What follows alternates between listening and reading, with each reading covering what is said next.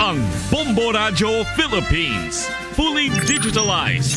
Numero 1 sa balita, komentaryo, drama at serbisyo publiko. Bombo Radio Philippines. Bombo Radio Philippines. Ang inyong number 1 at most trusted radio network in the country. Basta Radio! Bombo! This is Bombo Network News Morning Edition, broadcasting live at Bombo Radio Broadcast Center, Makati City, Philippines. Ngayon ay araw ng Miyerkules, ika-21 sa buwan ng Mayo, taong 2025. Sa ating mga headlines, si Pangulong Ferdinand Marcos Jr. maglalaan ng mas malaki pang investment para sa up-to-date na mga assets at yan ay para sa Naval Forces. Dalawang Chinese arestado sa Bulacan dahil sa umano'y pagnanakaw ng data mula sa cell site. Si Senator Amy Marcos kabilang na sa Duterte Block dyan sa Senado at susuportahang Senate President ng grupo hindi pa raw na pag-uusapan ayon kay Senator Ronald De La Rosa.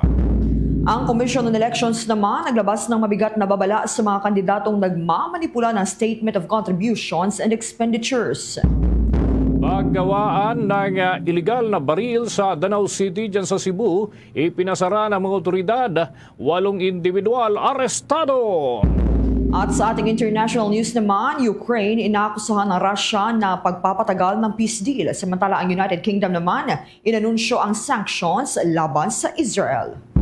Abangan mamaya sa ating balitang palakasan ilang delegado sa palarong pambansa, lubusan pasasalamat sa mainit na pagtanggap sa kanila doon sa Ilocos Norte. At live nationwide via satellite, dumako na tayo sa mga detalye ng ating mga balita. Nananatiling tahimik pa rin si Vice President Sara Duterte sa naging pahayag ni Pangulong Ferdinand Bongbong Marcos Jr. na handa itong makipag-ayos sa panig ng mga Duterte. Ayon sa kampo nito na hinihintay pa nila ang opisyal na reaksyon ng pangalawang Pangulo. Una nang sinabi ng Presidente na handa itong makipag-ayos sa mga Duterte dahil ayaw niya ng kaaway. Magugunitang iginigit pa rin ang kampo ng Vice Presidente na ipinahuli ng Marcos administration si dating Pangulong Rodrigo Duterte sa International Criminal Court, bagay na kanila umanong hindi mapapalagpas, kaya naman ganito na lamang ang himutok laban sa panig ng mga Marcos. Samantala, personal na tinututukan ni Pangulong Ferdinand Marcos Jr. ang buong proseso ng national budget para sa taong 2026. Sinabi ni Budget Secretary Amenah Pangandaman na ito ay para matiyak na naaayon sa mga prioridad ng gobyerno ang ipapasang panukalang pambansang budget at tanging ang mahahalagang proyekto lamang ang maisasamas at maipupondohan. Sa katunayan, sinabi ni Pangandaman na Enero pa lamang ng taong ito nang natapos ang budget para sa 2025 ay may bili na agad ang Pangulo para sa pambansang budget ng 2026. Ayon sa Pangulo, kailangang maupuan ito sa simula pa lamang ng paglalatag ng mga priority projects na popondohan at kung kinakailangan anya ay uupo siya sa Bicameral Conference Committee. Ayon kay Pangandaman, ang target na spending level para sa fiscal year 2026 ay nakabase sa medium-term fiscal framework ng gobyerno na ang pagtaya ay gugugol ng halos 7 trilyong piso. Nakatakdang magpulong naman ang Development Budget Coordination Committee sa Lunes, ika-26 ngayong Mayo upang tapusin at i-anunsyo ang opisyal na budget ceiling batayan sa revenue projections mula sa Department of Finance, Bureau of Internal Revenue at Bureau of Customs.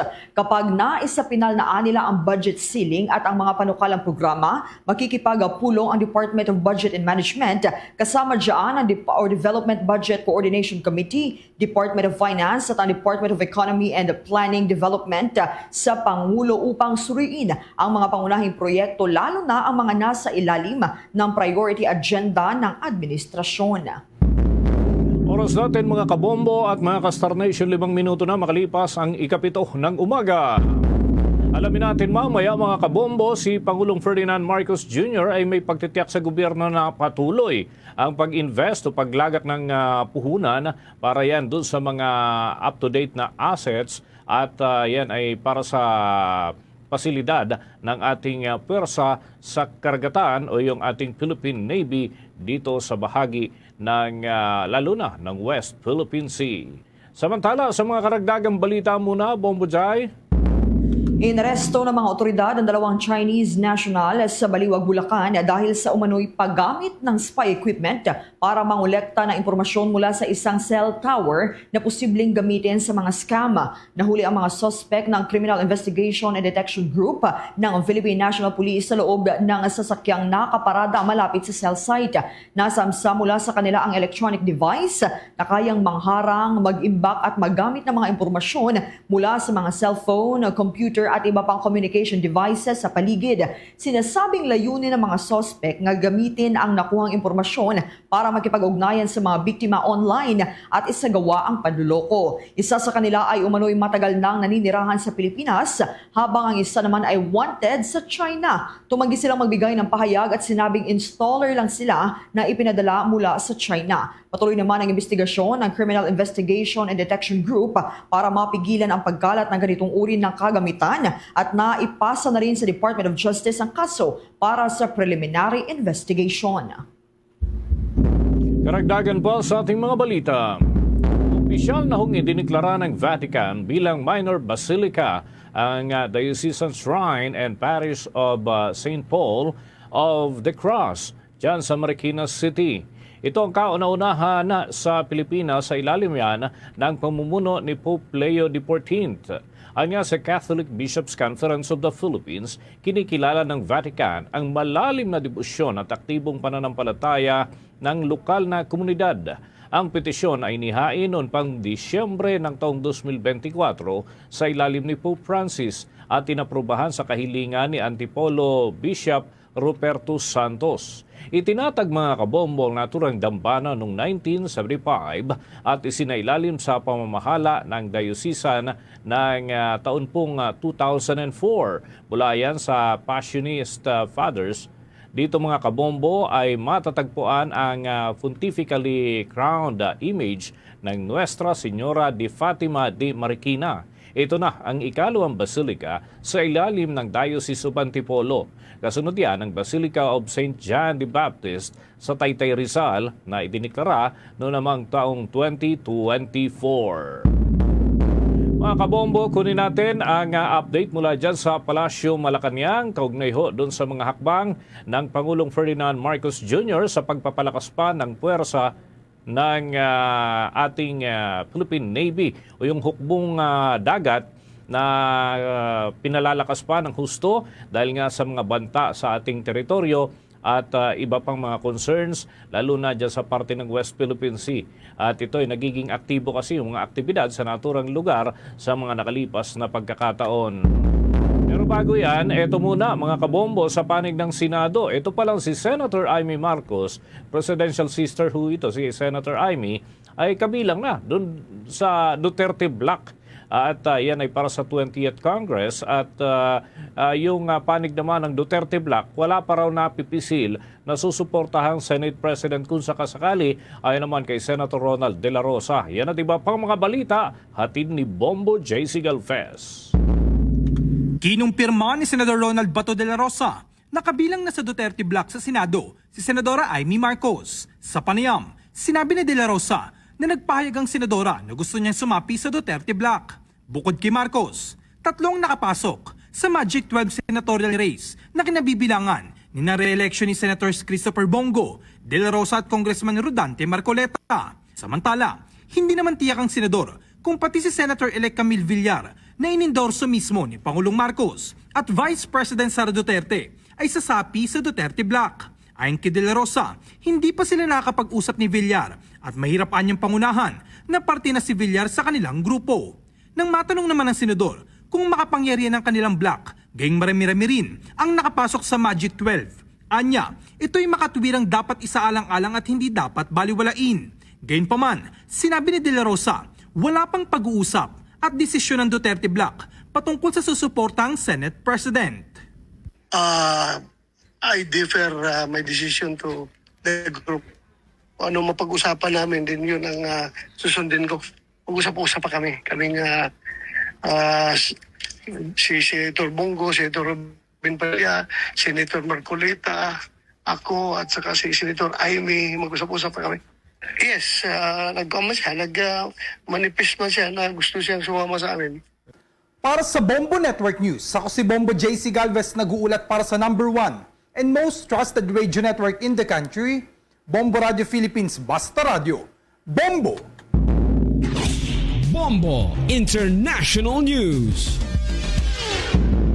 Inakusahan ni Ukrainian President Volodymyr Zelensky ang Russia na pinapatagal umano'y nito ang oras para tuluyang matapos na ang gyera nila. Sinabi nito na maraming mga kakaibang kondisyon na inihihirit ng Russia na nagpapakita na hindi ito interesado sa peace deal. Una kasing inanunsyo ni United States President Donald Trump na nakausap niya sa telepono sina Zelensky at Russia na President Vladimir Putin kung saan agad uusad na ang usaping pangkapayapaan. Tinawag naman ni Zelensky ang ilang mga kaalyadong bansa nito sa Europa kung saan handa silang i-pressure ang Russia para tumugon sa usaping pangkapayapaan. Ilan sa mga ginawa nitong European Union ang pag-blacklist sa halos 200 na mga oil tankers ng Russia upang hindi tumugon sa usaping pangkapayapaan. Samantala, inanunsyo naman ng United Kingdom ang kanilang targeted sanctions laban sa mga Israeli settlers. Groups doon ang pagsuspindi ng trade deal negotiations sa Israel. Ang nasabing hakbang ay matapos ang pagharang at hindi pagpayag ng Israel na makapasok sa Gaza ang mga humanitarian aid. Pinuri naman ng mga rights group ng United Kingdom ang nasabing desisyon kung saan marapat na sumunod na rin ang pagtatapos ng paglipat ng mga armas. Bumuelta naman ang Israeli government sa desisyon na ito ng United Kingdom. Ayon sa Israel, na tila sinasaktan lamang ng United Kingdom ang sarili nilang ekonomiya dahil sa anti-Israel obsession at ang domestic political consideration.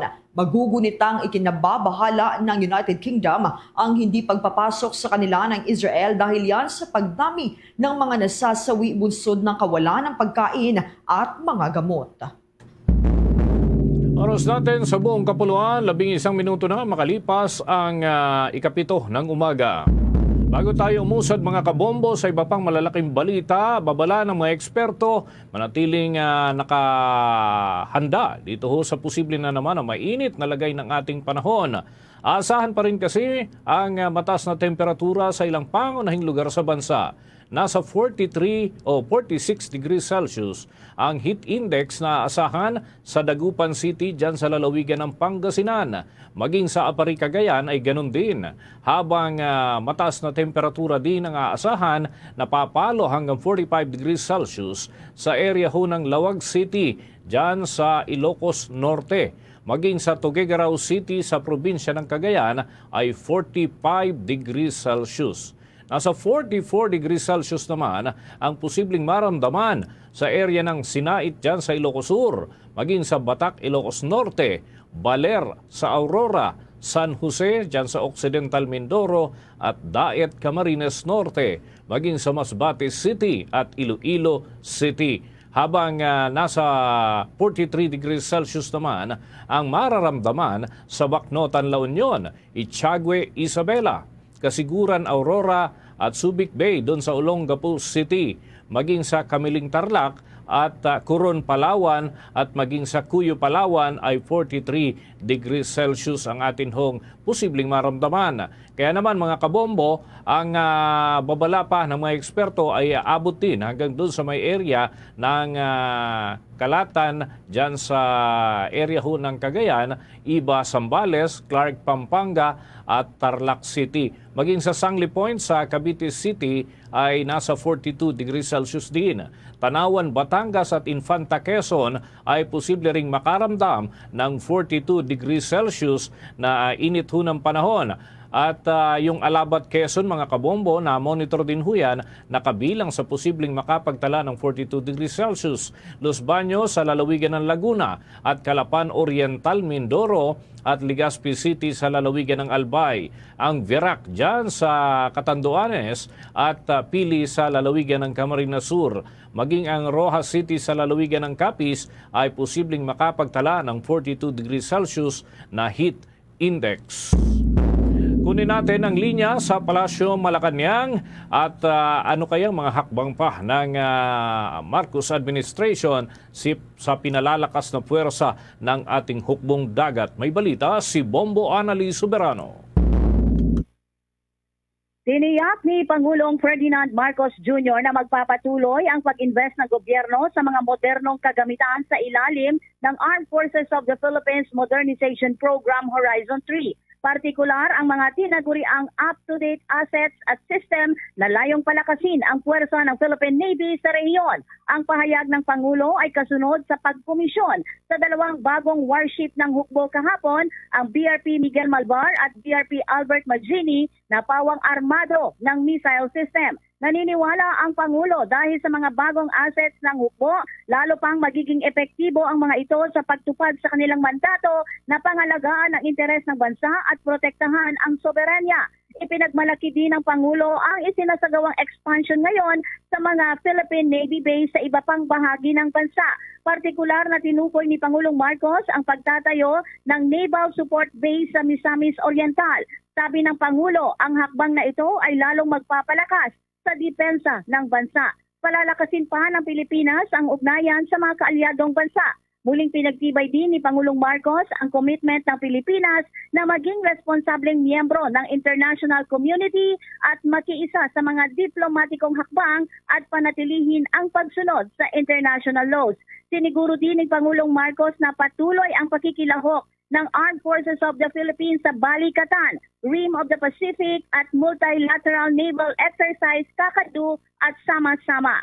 Sa kabila din ng tensyon sa West Philippine Sea, muling iginiit ng Pangulo na hindi kailanman isusuko ng Pilipinas ni isang sentigradong teritoryo nito at hindi pababayaan ang ating soberenya. Magpapatuloy ang Pilipinas sa pagbabantay sa ating maritime zones at igiit ang ating karapatan sa ating maritime territory. Pakinggan natin ang pahayag ni Pangulong Ferdinand Marcos Jr. In line with these endeavors, this administration remains resolute in its agenda of a future-ready and modernized armed forces of the Philippines.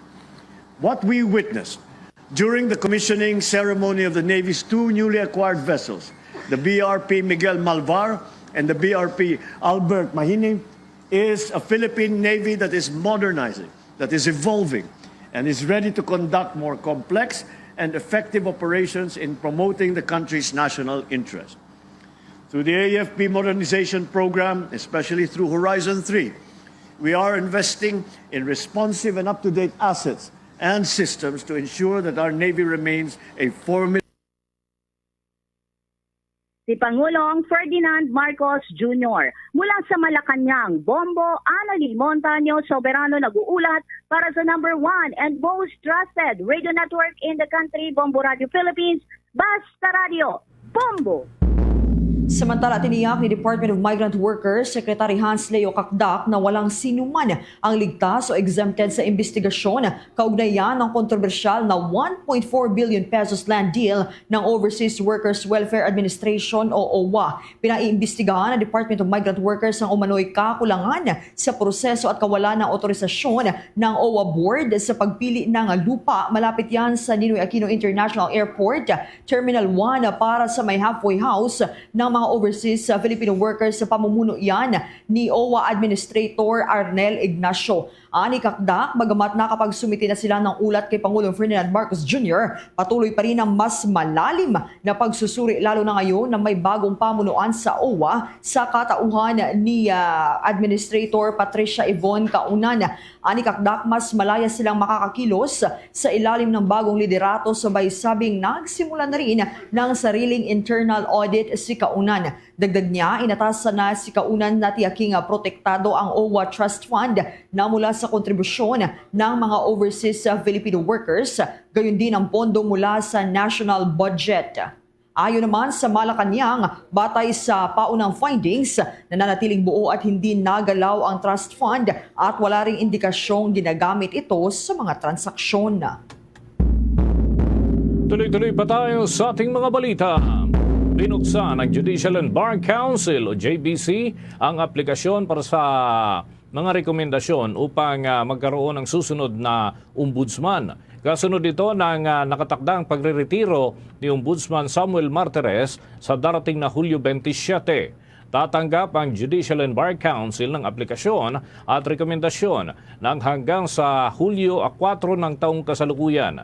Ang mga requirements mga kabombo ay dapat na isumite sa Judicial and Bar Council online registration at application system. Nakasaad sa konstitusyon na ang ombudsman ay dapat mayroong 10 taon o higit pa na naging judge o kaya ay nagkaroon ng practice ng law dito sa ating bansa. Magsisilbi ang ombudsman ng 7 taon na termino ng walang reappointment batay na rin sa umiiral na batas. Alamin rin natin mga kabombo at Star Nation, maya-maya ang ilang mga developments sa Commission on Elections dahil itong paglagay ng hindi totoong impormasyon sa Statement of Contributions and Expenditure ay maaaring makasuhan ang mga nanalo o natalo man na kandidato. Kuha tayo ng ilang pang mga update doon sa ating kasamahan samantala sa iba pang mga balita. Oras muna natin sa buong kapuluan, 20 minuto na makalipas ang 7 ng umaga. Nananatiling nasa 30,000 pa rin ang bilang ng mga kakulangan ng guro dito sa ating bansa. Ito ay dahil na rin sa inaprobohan ng Department of Budget and Management na 16,000 na mga bagong teaching positions. Sinabi ni Department of Education Undersecretary for Human Resource Organization and Development Willie Cabral na ang 16,000 na mga bagong posisyon ay bahagi ng 20,000 na teaching post na naiplano ngayong taon. Base kasi sa kanilang inventory na mayroong 56,000 na mga guro ang kulang ang naitala sa kabuuan ng kanilang pagsusuri. Noong 2024 ay nabigyan umano sila ng nasa 22,000 at 20,000 naman ang ipinagkaloob para sa taong kasalukuyan. Kung pagbabasehan ng anumang mga teaching at student ratio na umiiral ay nasa 30,000 na guro pa ang kakulangan sa ating bansa.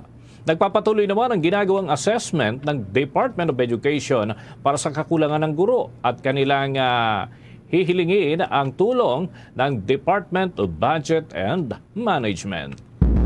Sa iba pang mga balita, tuluyang tinanggal ng Land Transportation Office o LTO ang mga lisensya ng 10 bus drivers at 8 conductors mula sa pangunahing bus companies dahil yan sa pagpositibo sa paggamit ng iligal na droga. Ayon kay Land Transportation Office Chief Attorney Vigor Mendoza, na ipinapatupad lamang nila ang nakasaad sa Republic Act 10586, itong Anti-Drunk and Drugged Driving Act at ang Republic Act 4136, the Land Transportation and Traffic Code na nagbabawal sa tao na magmaneho ng mga sasakyan na gumagamit ng iligal na droga. Dagdag pa nito na ang 10 bus drivers at 6 na mga konduktor ay galing sa Victory Liner ang nagpositibo sa iligal na droga, habang ang 2 konduktor naman ay mula sa Solid North Transport.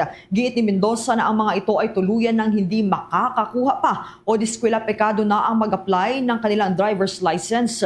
Magugunitang pinaigting ng Land Transportation Office ang security measures matapos ang pagdami ng mga naitatalang aksidente sa kalsada. Papatay mga kabombo ng karagdagan report. Pagpili ng bagong hepe ng Philippine National Police nakadepende at dapat daw alinsunod sa umiiral na batas. Alamin natin ang update mula kay Bombo Bea Pinisa. Malinaw at dapat alinsunod sa Republic Act 6975 o ang Department of Interior and Local Government Act of 1990 ang proseso ng magiging pagpili ng bagong hepe ng Philippine National Police, gayong matatapos na sa susunod na buwan ang extended term ni PNP Chief Police General Romel Francisco Marbil. Paliwanag ni PNP Public Information Office Chief Colonel Randolph Tuanyo, sa batas na ito mamimili ang Pangulo ng bagong PNP Chief batay sa ibibigay na listahan ng National Police Commission kung saan maaaring pagpilian ang most senior at most qualified officer sa kanyang naging serbisyo. Samantalang minimum naman na pwedeng pagpilian ng Pangulo ay mula sa mga posisyong Police Brigadier General na siyang qualified din para maging susunod na hepe ng organisasyon. Malinaw naman po ang lengguwahe ng Republic Act 6975. Ito po yung the Department of the Interior and Local Government of 1990. Ang lengguwahe po ng 6975 sinasabi that the Presidential appoint from po. Ito po ay magagaling sa listahan ng National Police Commission na ibibigay po sa ating Pangulo, na ang pagpipilian po ang wording siya po ay the most senior and qualified officers in the service. Pero kung titingnan din po natin yung lingwahe, sinasabi ng batas na ang minimum rank po na qualified na pwedeng pagpilian ng presidente, basta po may ranggo na Police Brigadier General, ay qualified na po na maging kandidato po sa pagiging next Chief PNP po.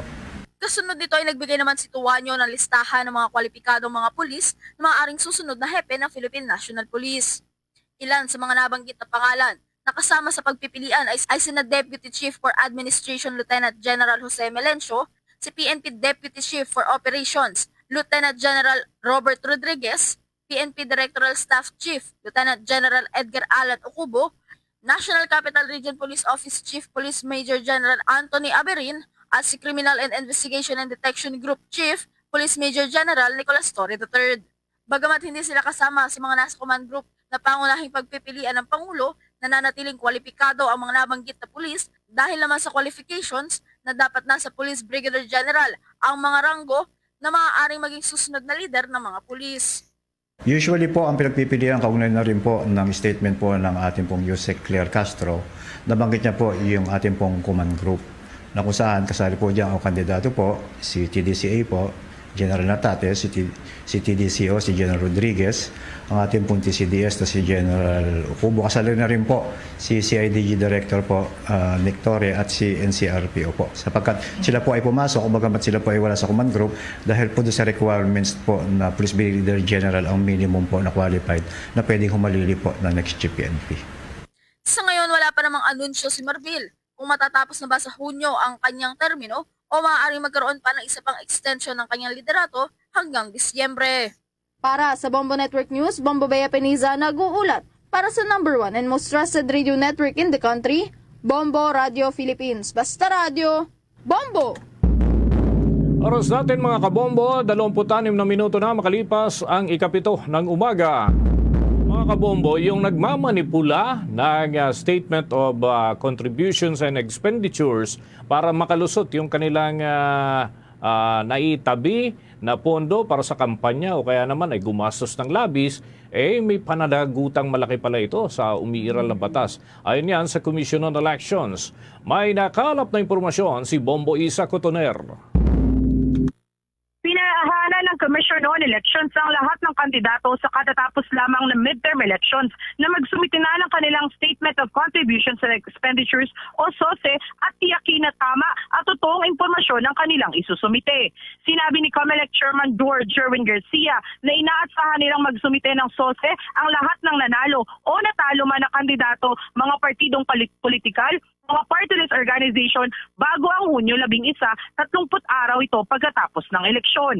Kaugnay niyang pakinggan natin ang naging kasagutan ni COMELEC Chairman George Sherwin Garcia sa naging pagtatanong ng Bombo Radio Philippines. Naman po sa 30 days after the election, ay kinakailangan mag-file ng Statement of Contributions and Expenditures ang lahat ng kandidato na naluman o natalo o nag-withdraw after March 28 or after February 11 sa national position.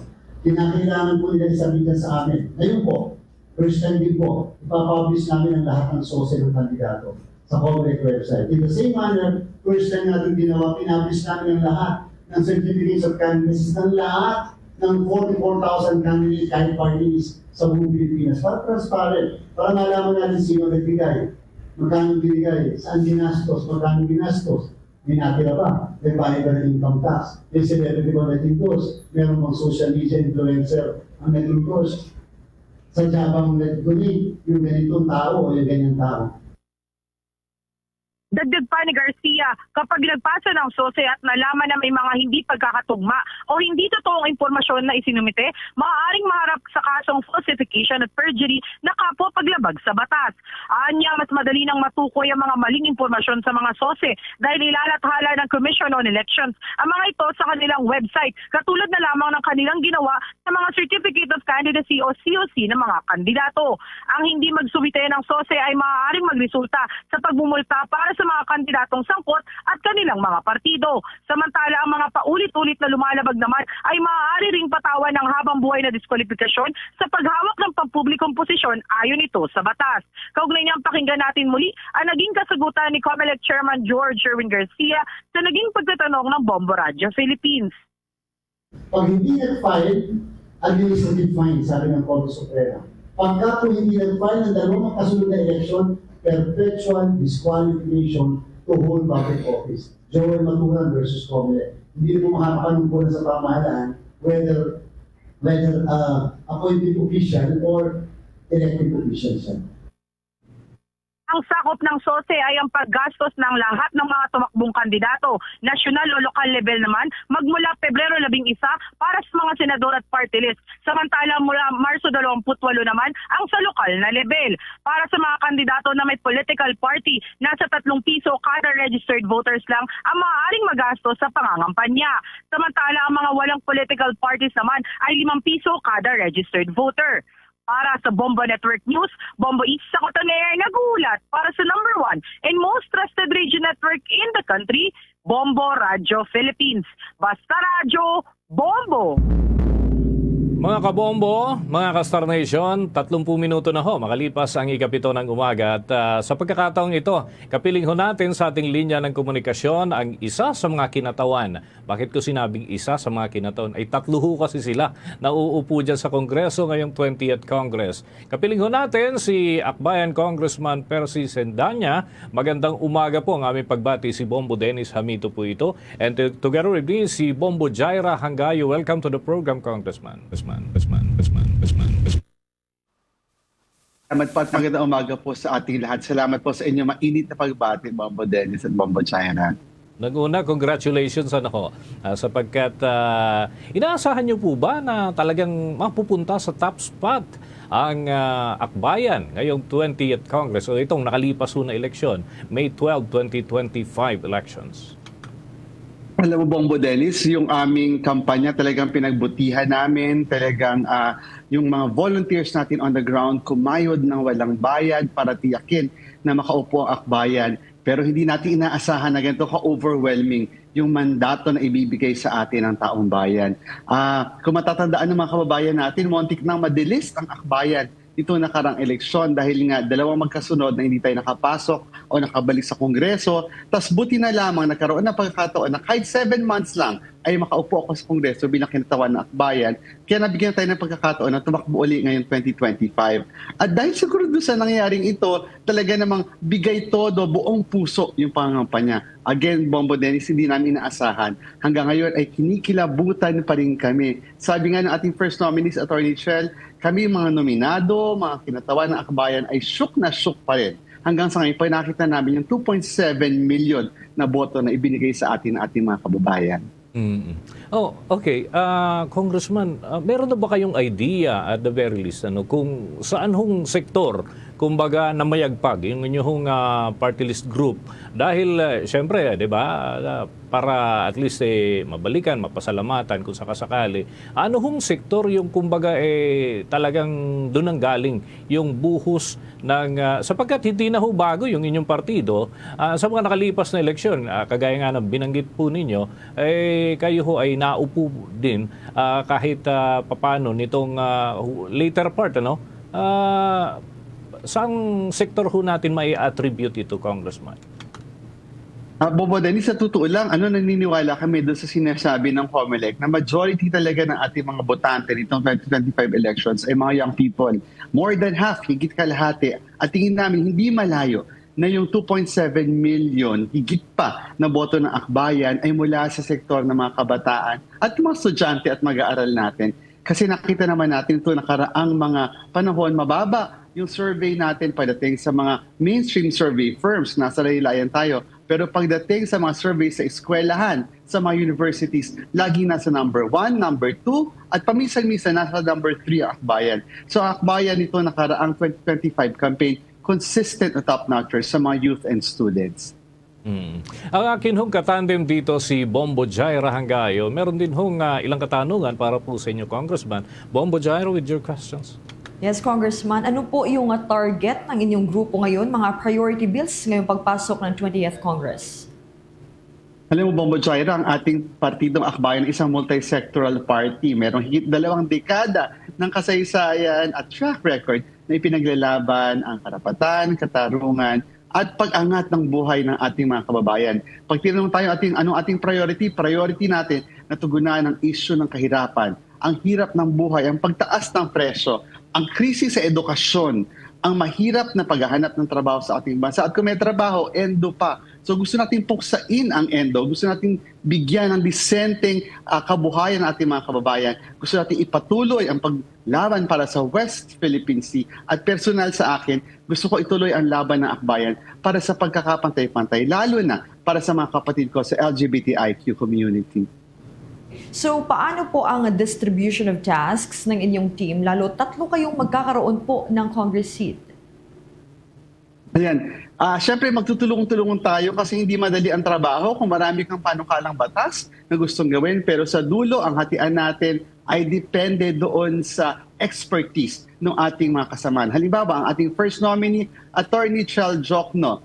Kong Attorney Chel Jokno, isang mahusay na abogado, legal expert sa Pilipinas, human rights advocate. So, yung human rights, justice, and education legislation mapupunta doon sa opisina ni kasamang Attorney Chel. At ngayon nga, buong tapang na tinanggap ng akbayan na siya ay maging bahagi ng prosecution panel.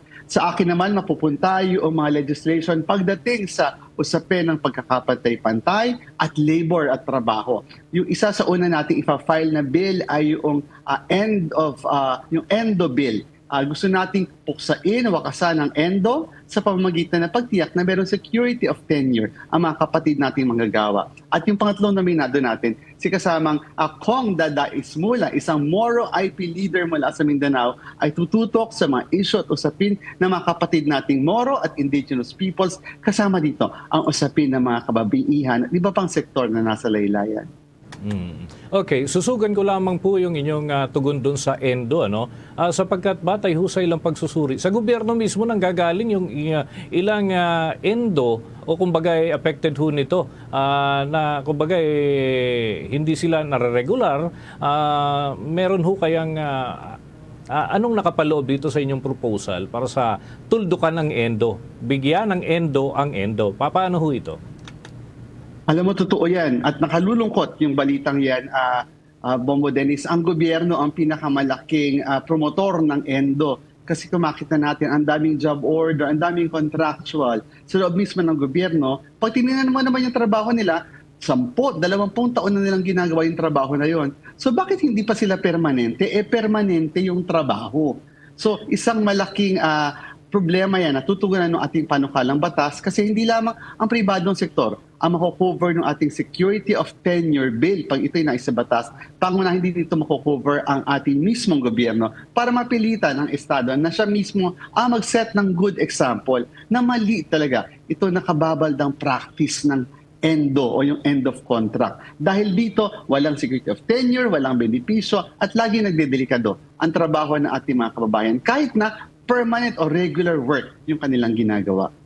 Okay, finally, siguro Congressman, nais po namin mahapyawan lamang ito. Alam ko, tuloy-tuloy yung preparasyon ukol ho dito sa nakaamba na impeachment trial dito kay Vice President Sara Duterte and may nag-file din yata ng impeachment case against the President Ferdinand Marcos Jr. So kayo ho, bilang itong si Congressman-elect Attorney Chel Jokno, medyo hindi pa kami sanay natawagin siyang ganun. But mapagsasanayan din yan. Si Congressman Chel Jokno mapapabilang doon sa prosecution. Paano ho naghahanda ang inyong panig? Actually, matagal nang naghahanda ang akbayan even before itong imbitasyon sa atin na maging bahagi ng prosecution panel. Kasi kung matatandaan ng ating mga kababayan, ang akbayan, actually ako, yung unang nag-endorse ng impeachment complaint sa mababang kapulungan noong nakaraang taon. So yung process of preparation, nagsimula bago pa man dumating ang panahon ito. Dahil nung panahon na yun, naghanda tayo ng articles of impeachment, pero eventually na-consolidate siya into the final complaint. At yung paghanda ito, patuloy natin hanggang sa pagkalapan na mas marami pang ebidensya para ipakita sa taong bayan, sa ating mga senator judges, kung bakit dapat i-convict si VP Sara. Okay, maraming salamat po, Congressman Sendanya, dito ho sa mga butil ng impormasyon na ibahagi po ngayong umaga po na ito para sa mga taga-subaybay ng Bombo Radio Philippines. Mabuhay po kayo. Mga kabombo at mga Kastar Nation, nakausap po natin si Akbayan Congressman Percy Sendanya at sila ho yung nasa top spot dito sa nakakuha ng pinakamalaking bilang ng boto sa nakalipas na 2025 midterm elections, ang grupong Akbayan, mga kabombo at mga Kastar Nation. Tuloy tayo sa mga balita. Samantala, itong Department of Transportation may mga hakbang na ginagawa sakaling masimula na ang pagsasaayos ng EDSA. Narito may mga detalye si Bombo Jovino Galang. Pinaplansya na ngayon ng Department of Transportation ang mga hakbang na kanilang ipapatupad sakaling magsimula na ang pagsasaayos ng EDSA. Ayon kay Transportation Secretary Vince Dizon na hindi nila mamalitin ang nasabing pagsasaayos dahil magdudulot ito ng matinding trapiko. Ang tatawagin na natin dito ay EDSA Rebuild. Kasi talagang i-rebuild na siya. Kasi kasama na rin to sa Build Better More na programa ng Pangulo. No? Kailangan pagandahin na talaga natin ang EDSA once and for all. Komplikado itong pag-rebuild natin ng EDSA. Ang target ay middle of June. No, yun na ang talagang kailangang masimulan na. Mag-a-announce kami very soon nung ating mga kailangan gawin para kahit paano alam naman natin magta-traffic yan ng sobra-sobra. No? Alam natin yan. Hindi natin itatanggi yan. Kailangan maintindihan ng mga kababayan natin yan. Pero hindi naman tayo walang gagawin. Sa mga susunod anya na mga araw ay ilalabas nila ang plano kung saan makikipag-ugnayan sila sa iba't ibang ahensya para matugunan ang nasabing problemang darating. Magugunitang inanunsyo ng Department of Public Works and Highways na sa kalagitnaan ng Hunyo ay itutuloy na nila ang pagsasaayos ng EDSA. So, meron tayong i-anunsyong mga bagay-bagay na kahit paano maiibsan ng konti yung traffic. Kasi talaga magkaka-traffic yan. So, isa sa mga tinitignan natin at ito'y pinopropose na natin ngayon, no? Sa pamamagitan ng Toll Regulatory Board, ay nagpo-propose kami na ilibre ang Skyway. Hindi pa natin alam kung mula saan hanggang saan, no? Pero para yung mga kababayan natin na imbes na sa EDSA, meron silang ibang dadaanan, alternative na dadaanan. At ang pinakamadaling alternative na dadaanan ay ang Skyway. Ako si Bombo Jovino Galang, nag-uulat para sa number 1 and most trusted radio network in the country. Bombo Radio Philippines, Basta Radio, Bombo! Bombo Sports News. Mga kabombo, puspusan ang mga paghahanda para sa Palarong Pambansa 2025 at ilang delegado para sa Palarong Pambansa nga ay labis sa pasasalamat doon sa mainit na pagtanggap sa kanila dyan sa Ilocos Norte. Alamin natin ang mga update hatid ng Bombo Radio Lawag. Lubos ang pasasalamat ng ilang delegado mula sa iba't ibang rehiyon sa mainit na pagtanggap sa kanila dito sa Ilocos Norte para sa Palarong Pambansa 2025. Sa ngayon ay halos dumating na lahat ng mga delegasyon mula sa 18 rehiyon kung saan pare-pareho lamang ang naging obserbasyon nila. Ito ay ang pagiging hospitable ng mga taga Ilocos Norte. Pinuri din ng mga bisita ang ginawang paghahanda ng lalawigan, lalong-lalo na pagdating sa security sapagkat maliban sa mga miyembro ng Philippine National Police, Philippine Army at iba pang law enforcement unit ay kasama rin sa mga nagbabantay sa mga biliting areas ay ang mga barangay tanod. Hingil dito sinabi ni Dr. Janet J. Amboy, ang Public Schools District Supervisor ng Las Piñas City, na maliban sa mainit na pagtanggap sa kanila ay ramdam din nila ang buong suporta ng lalawigan at pagpapahalaga nito sa mga atleta para sa Palarong Pambansa 2025. We really need yung hindi lang yung support coming from our region, but also, so syempre kailangan din ng suporta ng itong home province na nararamdaman din naman namin. So sobra-sobra talaga yung pagbibigay ng oras, na lahat talaga ng panahon para sa ating tunay na bayani, ang mga learners ng mga Filipino learners natin and athletes, of course. Samantala, inihayag naman ni Dr. Tong Amino mula sa Bangsamoro Autonomous Region in Muslim Mindanao na higit pa sa kanilang inaasahan ang ganda ng Ilocos Norte. Dagdag pa niya na minsan lamang sila nakapunta dito sa lalawigan, kaya gusto nilang lubos-lubusin ang pamamasyal sa mga gandang lugar. My first time actually sa Ilocos Norte, and I was surprised po na ganito pala kagandang Ilocos Norte.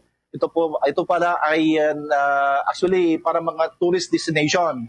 Ang dami mga resort po dito sa Ilocos Norte. So kami naman po ay masayang-masaya sapagkat marami kaming magandang tanawin nakita, and sana po doon sa ibang resort mapuntahan po din namin sapagkat minsan lang po kami makapunta ng Ilocos Norte, and gusto namin lubos-lubusin na po ang pagpunta namin dito sa Ilocos Norte po. Yan ang ulat mula rito sa Bombo Radyo Lawag. Para sa Bombo Network News, Bombo Cristal Tabdadillo para sa number 1 and most trusted radio network in the country. Bombo Radyo Philippines, Basta Radio. Bombo! Ito namang ospital sa Cagayan Valley itinalaga bilang isa sa mga testing laboratories para sa mga vaccine-preventable diseases sa bansa. May mga detalye dyan ng Bombo Radyo Tugigaraw. Japanese encephalitis at rotavirus. Ayon kay Dr. Cherry Lu Antonio, Medical Center Chief ng Cagayan Valley Medical Center, matapos ang site visit ng Research Institute for Tropical Medicine o RITM noong Agosto ng nakaraang taon, tinukoy ang CVMC bilang kwalipikadong pasilidad batay sa lawak ng lugar, estratehikong lokasyon at dami ng mga specimen na regular na naipapadala sa RITM. Aniya, malaki ang papel ng Laboratory Department ng CVMC, katuwang ang Health Epidemiology and Surveillance Unit sa pagtataguyod ng proyektong ito. Idinagdag pa ni Antonio na isa ito sa mga inisyatibong suportado ng World Health Organization o WHO upang palawakin ang kapasidad ng bansa sa pagtukoy at pagpigil ng mga sakit na maaaring maiwasan sa pamamagitan ng bakuna. Layunin ng programa na mapataas ang porsyento ng mga batang nabakunahan mula 72% tungo sa 95% ni coverage. Bilang suporta, naglaan ang WHO ng makinang nagkakahalaga ng 6 million pesos para sa operasyon. Inaasahan ang pagdating ng makina ngayong Hunyo na magsisilbing panimula ng mas pinaigting na surveillance laban sa mga vaccine-preventable diseases. Nga yung na-identify na isa sa testing site ng RITM para sa mga vaccine-preventable diseases o yung mga sakit na pwedeng mahinto or malabanan ng mga bakuna. So, nang una silang bumisita noong August last year at nakita nila kung paano yung setup dito sa aming hospital, at nung bumalik nga po sila ay ibigay na nila yung final na decision na kami nga po ay isa sa identified recipient to be the satellite testing ng RITM. At yan ang ulat mula dito sa Bombo Radyo Tugigaraw para sa Bombo Network News. Ako si Bombo Ranzel Lea Duran para sa number 1 and most trusted radio network in the country. Bombo Radyo Philippines. Basta Radyo. Bombo! Bombo Police Report. Dako tayo dyan sa Central Visayas, 15 pagawaan umano ng ilegal na baril sa Danau City, Cebu ay pinasara ng mga otoridad. 8 individual arestado. May balita ang Bombo Radio Cebu. Regional Mobile Force Battalion 7 sa Barangay Kahumayan sa Danau City kung saan bahagi ito ng kanilang mga hakbang laban sa mga criminal gang, sindikato ng droga, pribadong armadong grupo at ng mga terorista. Naging matagumpay ang kanilang operasyon sa pamamagitan ng mga aksyong hinimok ng intelligence na isinigawa mula Marso 21 hanggang Mayo 16 nitong taong ito, kung saan natuklasan ng mga otoridad ang mga pabrika ng ilegal na armas. Ayon kay PRO 7 Regional Director Police Brigadier General Rico Maranan, arestado ang 8 individual at isa sa kanila ang sumuko sa kapulisan at nasamsam din sa operasyon ang iba't ibang uri ng mga armas. Idinagdag ni Maranan na ang pagbuwag sa pabrika ng baril sa ilalim ng utos ng PNP ay isang malaking tagumpay dahil maaari itong mag-supply ng mga armas sa mga criminal gang, pribadong armadong grupo at maging sa mga rebelde tulad ng NPA. Binabalaan din ni Maranan ang mga barangay officials sa nasabing lugar na tinotolerate ang paggawa ng mga illegal na paggawaan ng mga baril, kaya naman gagawa rin sila ng official report at isusumite kay DILG Secretary John Vic Rimulya upang maisyuhan ng warrant ang mga barangay officials na hinahayaan ang mga nasabing gawain.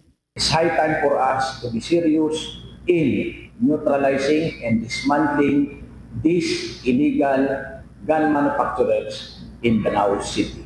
So also, I would like to take this opportunity to give a fair warning to all barangay officials there na kinukondone, tinotolerate ang ganitong klaseng activity within their area of jurisdiction. We will be making an official report about this and we will submit it to our Honorable SILG, Honorable John Vic Rimulya, so that further administrative and criminal action will be instituted if evidence warrants against our barangay officials. Mula rito sa lungsod at lawigan ng Cebu, Bumbo John Nakanyati para sa number 1 and most trusted radio network in the country, Bumbo Radio Philippines. Basta Radio, Bumbo.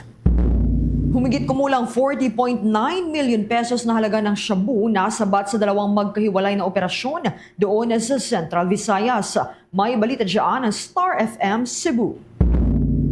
Lapu City, isang dealer at high-value individual na babaeng 50 anyos ang may naaresto matapos masabat ang nasa 5 kilo ng shabu. Nakumpiska mula sa hindi na pinangalan ng sospek ang 34 million pesos na halaga ng shabu.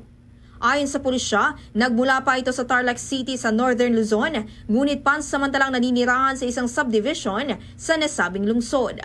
Matapos ang ilang linggong surveillance. Samantala, sa ikinasang operasyon naman sa Tagbilara City, Bohol, naaresto din si alias Ponoy, 34 anyos na tubong Barangay Bugang Norte, Bilar, Bohol. Nasamsam ng mga otoridad ang humigit kumulang 1,020 na gramo ng hinihinalang shabu na tinataya nagkakahalaga ng 6.9 million pesos.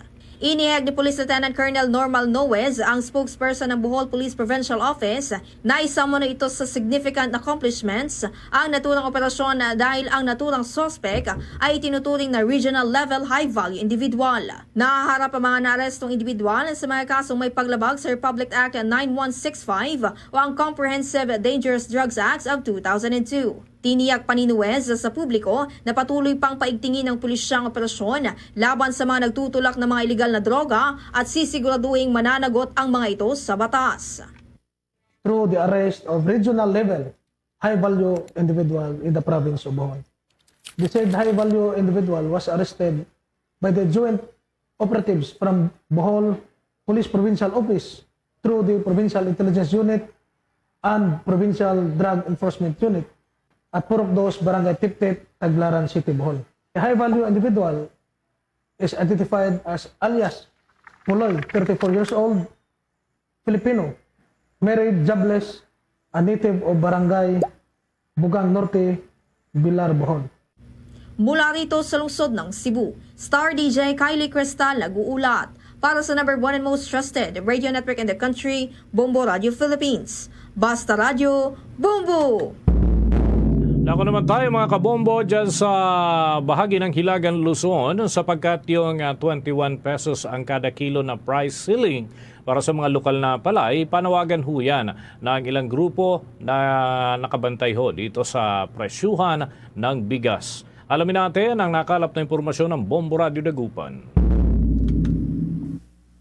Panawagan ng sektor ng mga magsasaka ang pagtakda ng price ceiling sa kanilang mga inaning palay upang makabawi mula sa pagkakautang.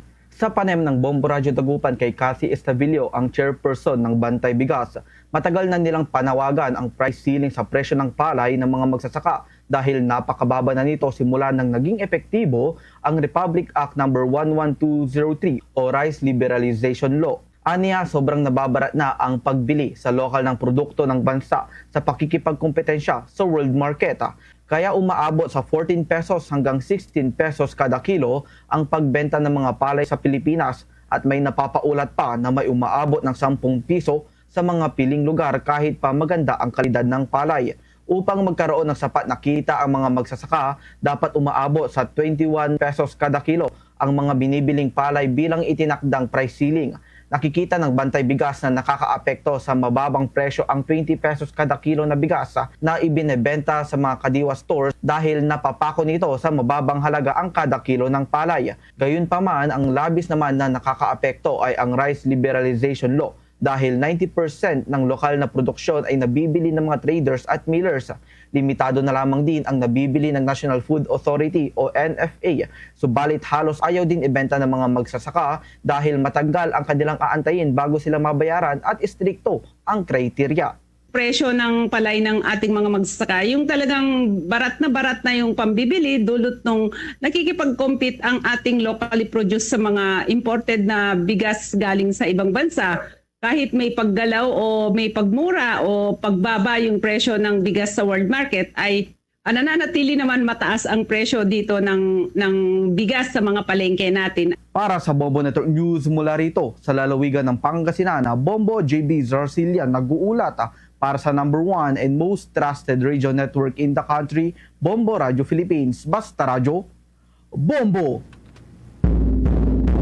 Halos 600 ang mga pulis na nadestino sa Bangsamoro Autonomous Region in Muslim Mindanao nitong eleksyon, binigyan ng Heroes Welcome at bakasyon.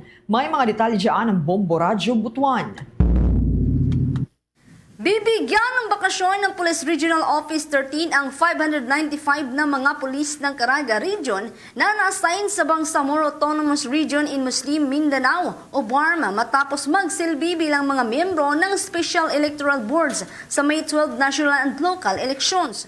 Sa kanilang pagbalik sa Caraga Region, binigyan sila ng Heroes Welcome bilang pagsaludo sa matagumpay nilang serbisyo sa nasabing rehiyon na nakakontribute din sa matiwasay na eleksyon. Sinaluduhan din sila ni Pro 13 Director Police Brigadier General Christopher Abrahano dahil sa matagumpay nilang misyon, kung kaya't binigyan din sila ng medalya ng kadakilaan pati na bakasyon upang makapiling ang kanilang mga pamilya. Alam ko lahat sa inyo pagod na at gusto nang makauwi sa kanya-kanyang pamilya. I have instructed our R1 to coordinate with the personnel, your S1s, kanya-kanyang S1 sa probinsya, to arrange yung inyong passage na kailangan bigyan ng ample time para makapagpahinga. Mula rito sa Bombo Radio Butuan para sa The Vote 2025 update ng Bombo Radio at Star FM, ito si Bombo Mary Judy Filisildan nag-uulat para sa number 1 in the most trusted radio network in the country, Bombo Radio Philippines. Basta Radio, Bombo! Bombo Foreign Exchange Update. Doon sa mga nag-aabang sa palitan ng piso kontra sa foreign currencies, na itala mga kabombo, ang katumbas ng isang US dollar ay 55 pesos and 63 centavos. Hong Kong dollar, 7 pesos and 13 centavos. Singaporean dollar, 43 pesos and 9 centavos. At ang Saudi Arabian rial ay 14 pesos and 87 centavos. Habang ang euro naman ay 62 pesos and 73 centavos. Batay sa data ng Bangko Sentral ng Pilipinas at Bankers Association of the Philippines. Bombo Foreign Exchange Update is brought to you by Quinbank Business Banking. Manatiling updated sa mga balita at impormasyon, maring matutukan ang mga programa ng Bombo Radio Philippines kahit ho kayo'y nasa ibang lugar, nasa ibang bansa o kahit nagbabiyahe. Pwede ho itong masubaybayan sa pamamagitan ng Bombo Mobile App, YouTube, TikTok at maging sa Facebook Live. Kagaya nga dyan sa Visayas Region, maaari hong masubaybayan ang ating mga kabombo at mga ka-Star Nation ang ating mga himpilan, hindi lamang yung mga Bombo Radio stations, pati na ang Star FM stations. Unahin ko dyan sa bahagi po ng Iloilo. Nariyan ang Bombo Radio Iloilo at Star FM Iloilo. Doon naman sa area ho ng Bacolod, Bombo Radio Bacolod and Star FM Bacolod. Sa Central Visayas, Bombo Radio Cebu and Star FM Cebu. Habang dyan sa lalawigan ng Capiz, nariyan naman ang Star FM Rojas at Bombo Radio Rojas. Doon sa lalawigan ng Aklan, Bombo Radio Kalibo. At sa Eastern Visayas, Bombo Radio Tacloban. At bago tayo magtapos, narito ang ating Oratio Imperata for the Nation. Heavenly Father, you led your people out of Egypt from slavery to freedom. In Jesus, your beloved Son. You led us from death to life through his paschal mystery, and by the gift of the Holy Spirit, we humble ourselves before you today, trusting in your promise to heal our land. Stretch forth your mighty hand once again and lead our nation in this time of crisis, conflict, and confusion. Let the light of truth shine like a pillar of cloud by day and a pillar of fire by night, to guide us along the path that leads to unity and peace. Make justice gush forth like water from the rock, quenching the thirst of victims, cleansing wounds, and opening the way to healing and reconciliation. As you fed your people with manna in the wilderness, satisfy our hunger for righteousness, that we may cease to crave for power, wealth, and selfish gain. Soften hearts, hardened like Pharaoh's, and open eyes blinded by greed, that our love for our country may triumph over all political loyalties and personal interests, and we may learn to see each other not as allies or enemies, but as we truly are brothers and sisters all. May this Jubilee year inspire us to journey together as one people. Let this be our Passover, from lies to truth, from cowardice to courage, from injustice to righteousness, from division to unity, from despair to hope, from selfishness to love. May this time of renewal enable us to discover again our greatness as a nation and our dignity as a people so dear to your heart. We ask this in the name of Jesus, our Paschal Lamb, who leads us through the cross from death to new life. Amen. Our Lady of Peace, pray for us. Saint Michael the Archangel, pray for us. Luzon, Visayas at Mindanao. Yan ang kalipunan ng ating mga balita para sa pang-umagang edisyon ng Bombo Network News. Mula sa Bombo News Center, Makati, para sa number 1 and most trusted radio network in the country, Bombo Radio Philippines. Basta Radio, Bombo!